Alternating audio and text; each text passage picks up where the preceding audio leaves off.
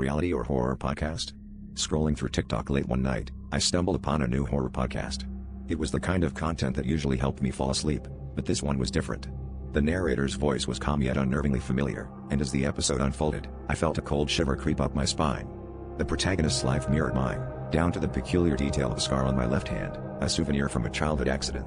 Intrigued and a bit unsettled, I kept listening as the podcast laid out a series of chilling predictions that seemed oddly specific to my life. In the following days, I couldn't shake the feeling of being watched. The podcast episodes continued to drop, each one describing events that hadn't occurred yet but soon did. First, it was mundane things, like missing the bus or spilling coffee on my favorite shirt. But then, the predictions grew darker. The narrator described a car crash I narrowly avoided the day after listening, and a stranger's face in the crowd that matched the description of someone who would follow me home. Each chilling prediction pulled me deeper into the story, as if the podcast was scripting my reality. I tried to find information about the creators, desperate for answers, but the podcast seemed to exist in a digital void, with no credits or contacts. Meanwhile, the episodes continued, each more terrifying than the last.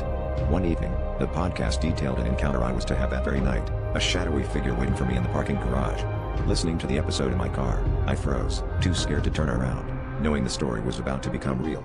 The eerie accuracy of the narration was suffocating, blurring the line between fiction and reality. In the final chilling episode, the narrator revealed something that made my blood run cold, a betrayal by someone close, someone I trusted. The podcast ended abruptly, leaving me in silence, alone with my racing heart and the realization that the story wasn't finished. The next day, I confronted my best friend, only to find my worst fears confirmed. The podcast had predicted it all. As I left, I noticed a new episode appeared, one that began with a detail from the day before. I realized with horror that my life was being dictated by a voice I couldn't escape, a script I was powerless to change.